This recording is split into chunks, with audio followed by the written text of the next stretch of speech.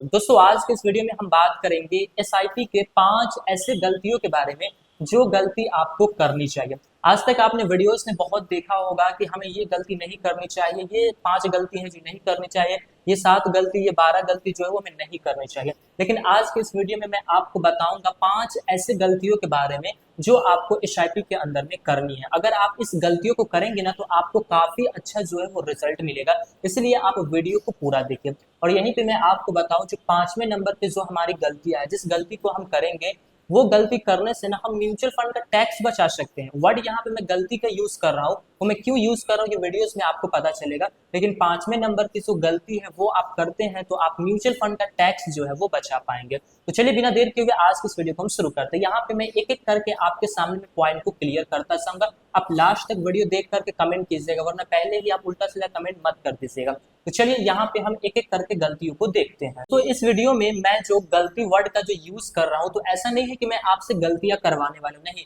बल्कि मैं वो चीज आपको बताऊंगा जो आज से आपको काफी सारे लोग जो है, आसपास के लोग, बहुत सारे लोग बोल के रखे होंगे कि ये चीज गलत है, इस काम को ना करना, लेकिन वो काम जो है वो आपको अच्छे रिजल्ट बना करके दे सकता है, जिस वजह से मैं गलती वर्ड का यहाँ पे यूज कर रहा हूँ।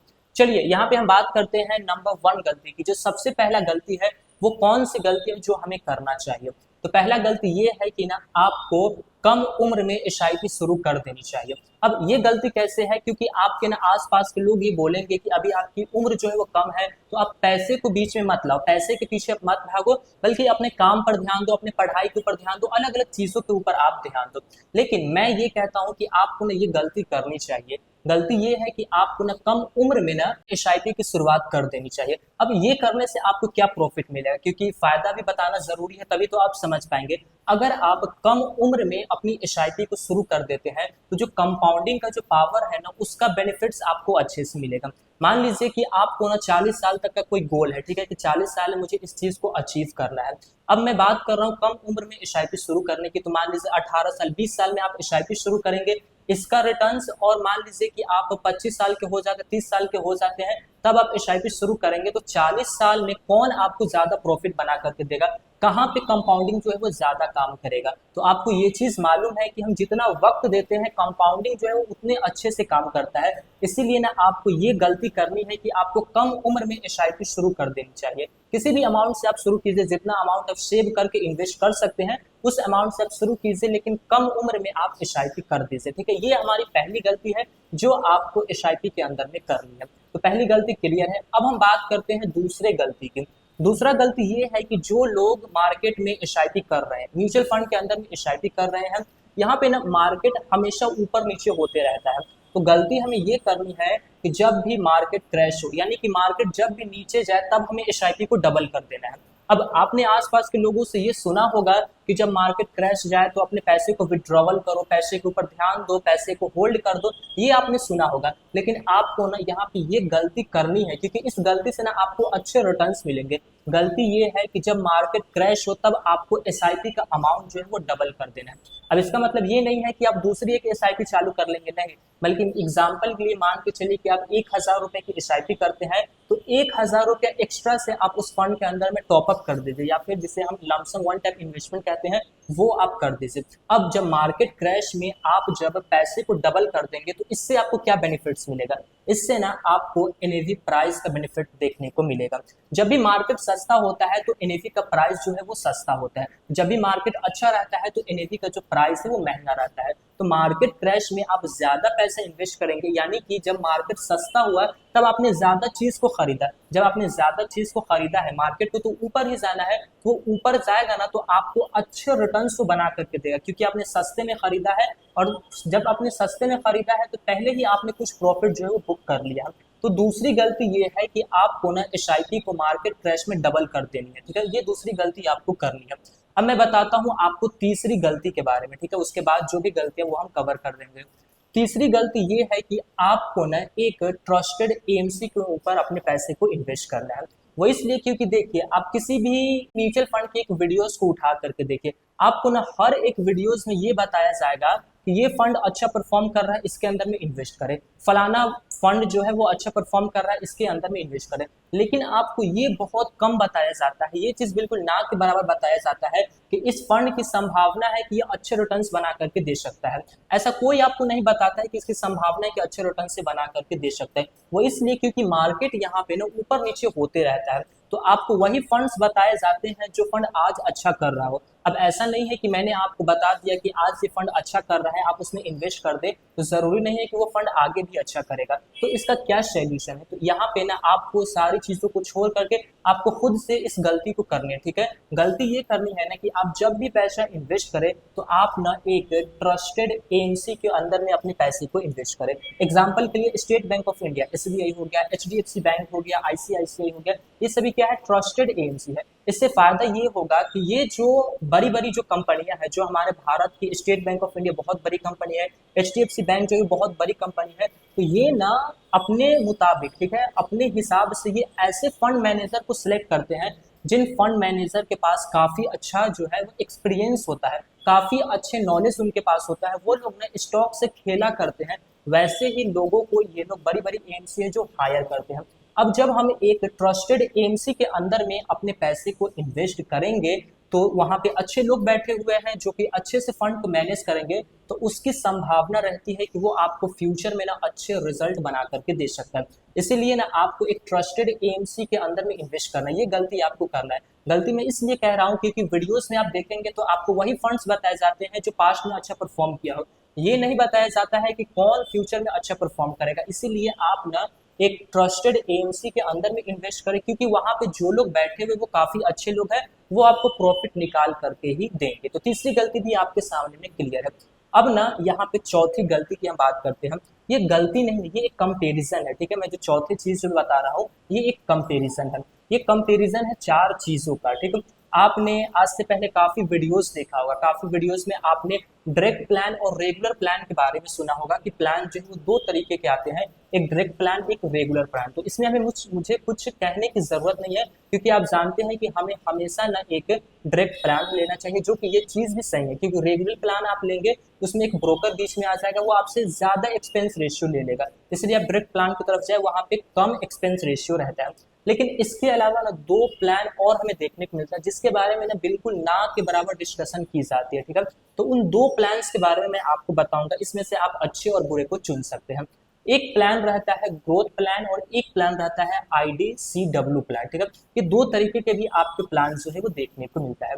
मैं दोनों प्लान के बारे में आपको बता रहा हूँ, फिर मैं आपको पांचवें गलती के बारे में बताऊंगा। पहला जो प्लान है वो है ग्रोथ प्लान और दूसरा जो प्लान है वो है IDCW प्लान। तो ग्रोथ प्लान ये होता है कि आप जो पैसा इन्वेस्ट किए हैं उसके ऊपर जो भी प्रॉफिट हमें मिलता है वो उस प्रॉफिट को फिर से मार्केट के अंदर में इन्वेस्ट कर दिया जाता है। ये ग्रोथ प्लान के अंदर में होता है कि हमारा रिटर्न्स को फिर से इन्वेस्ट कर दिया जाता है, ठीक है। लेकिन IDCW प्लान को अगर आप लेते हैं तो यहाँ पे ना आपके रिटर्न्स को दोबारा से इन्वेस्ट नहीं किया जाता है, बल्कि आप जिस बैंक अकाउंट से पैसा इन्वेस्टमेंट किया है उसी बैंक के अंदर में ये पैसा जो है प्रॉफिट वाला वो दे दिया जाता है।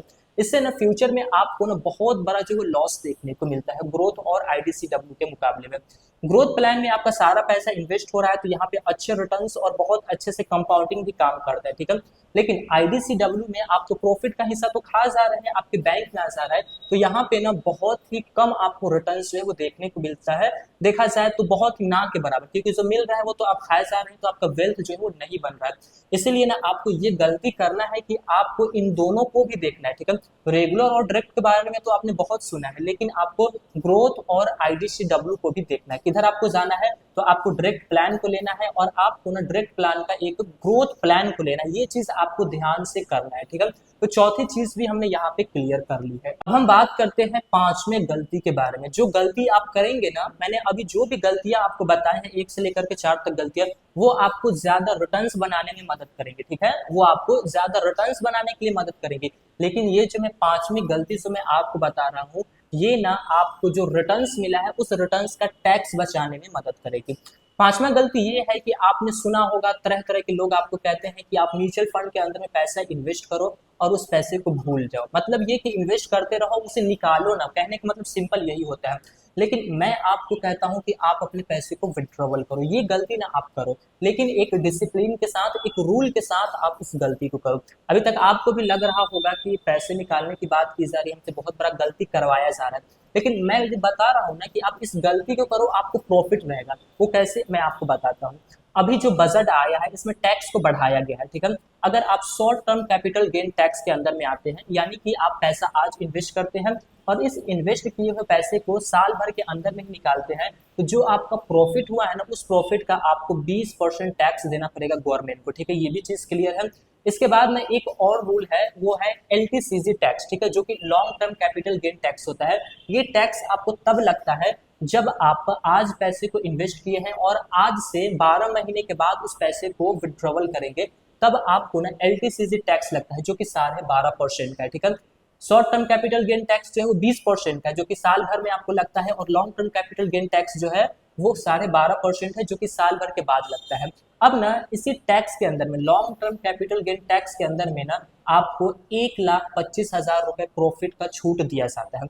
यानी कि अब 1 साल के बाद अगर आपने 1,25,000 रुपए उस फंड से कमाया है, तो उसके ऊपर आपको कोई टैक्स नहीं देना है। टैक्स नहीं देना है, तो यहाँ पे ना हम इस पैसे को ना यूज करेंगे, इस फ्रीडम को हम यूज करेंगे। हम ना हर एक फाइनेंशियल ईयर में, ठीक है, जब हमारे इन्वेस्टमेंट किए हुए अमाउंट का 1 साल हो जाए, अगर आप SIP करते हैं तो जितनी भी SIP जब जब आपने इंस्टॉलमेंट किया है तब से लेकर के 1 साल हो गया होगा, तब अगर आपने लमसम किया है, ठीक है, मैं लमसम का भी बता ही दे रहा हूँ, लमसम किया है तो जब तक उसका साल भर ना हो जाए तब तक आप उसको विड्रॉवल नहीं करेंगे। अगर साल भर हो गया है तब ना आप उस पैसे को विड्रॉवल करेंगे। हम तो यहाँ पे बात कर रहे हैं SIP की, तो आपने SIP को डेट से लेकर के, जैसे कि 1 जनवरी को एक SIP आपने किया है, एग्जाम्पल के लिए 2 जनवरी को आपने एक SIP किया है, तो हर एक SIP का ना अलग अलग जगह पे जो है वो 1 साल पूरा होगा। अगर जनवरी में जो SIP हुआ है उसका जो है वो जनवरी के अगले साल के जनवरी के बाद 1 साल होगा, ठीक है। अगर फरवरी में SIP हुआ है तो अगले साल फरवरी के बाद उसका जो है 1 साल होगा। इसी तरह से आप देख लीजिएगा, आपने जो इन्वेस्टमेंट किया है, जब उस इन्वेस्टमेंट का 1 साल हो जाए ना, तब आप उस पैसे को विड्रॉवल कीजिए। आप ना 1 साल के अंदर में 1,25,000 रुपए को विड्रॉवल कीजिए। इस गलती को आप कीजिए, मेरे कहने पे इस गलती को आप कीजिए, क्योंकि विड्रॉवल करने के लिए आपको मना किया जाता है, लेकिन मैं कह रहा हूँ करने के लिए। तो आप ना हर एक फाइनेंशियल ईयर में 1,25,000 रुपए को विड्रॉवल कीजिए। जैसे ही आप 1,25,000 रुपए को विड्रॉवल करेंगे, अगर वो आपका प्रॉफिट का पैसा रहेगा, तो उस 1,25,000 रुपए के ऊपर आपको जो टैक्स लगने वाला था वो भी टैक्स नहीं लगेगा, क्योंकि हमें उतनी की फ्रीडम दी गई है। 12.5% लगना था, लेकिन 1,25,000 रुपए के ऊपर नहीं लगेगा। तो यहाँ पे ना हमने 1,25,000 रुपए को विड्रॉवल करेंगे और दोबारा से उस विड्रॉवल किए हुए पैसे को फिर से हम उसी जगह पे इन्वेस्ट कर देंगे। इससे फायदा ये होगा कि हमें जो 1,25,000 रुपए का जो फ्रीडम मिल रहा था, जो छूट मिल रहा था, उस छूट को हमने बुक कर लिया है। अगर मान लीजिए कि अगर आप उस पैसे को विड्रॉवल नहीं करते, वहीं पे आप रहने देते हैं, तो फ्यूचर में तो फिर वो बढ़ता ही रहेगा। तो 12.5% 1,25,000 रुपए का होता है 15,625 रुपया, ठीक है। यानी कि अगर आप विड्रॉवल नहीं करेंगे ना, तो आप साल का 15,000 रुपए जो है वो लॉस उठा रहे हैं, ठीक है। इसीलिए आप इस गलती को कीजिए, लोगों को बोलने दीजिए, जो लोग बोल रहे हैं वो आप सुनते रहिए, लेकिन आप ना खुद से भी चीजों को समझ करके किया कीजिए। तो आपको ना पैसे को विड्रॉवल करना है, इस गलती को आपको करना है। साल में एक बार आपको 1,25,000 रुपए निकालना है long term capital gain tax के अंदर में आने पे, और निकाल करके उसी पैसे को फिर से इन्वेस्ट कर देना। ऐसा आप करेंगे ना, तो आप साल का 15,000 रुपए जो है वो टैक्स बचा पाएंगे। तो दोस्तों, ये रही हमारे सामने 5 ऐसी गलतियां जो आपको SIP के अंदर में करनी चाहिए। अब आप अपने कमेंट बॉक्स में आप अपना अनुभव बताइए कि ये वीडियोस कैसी लगे, क्या मैंने जो गलतियां आपको बताई ये सच में काम के लायक है, या फिर ऐसे ही मैंने बता दिया। कमेंट बॉक्स में आप इस चीज को जरूर बताइए। और अगर वीडियोस पसंद आई है तो वीडियो को लाइक कीजिए और हमारे चैनल को वारिस का फ्रेंड को सब्सक्राइब कीजिए, ताकि इस तरीके की वीडियोस जो है वो आपको मिलती रहे। फिर मिलेंगे दोस्तों एक नए वीडियो में, तब तक के लिए जय हिंद, जय भारत।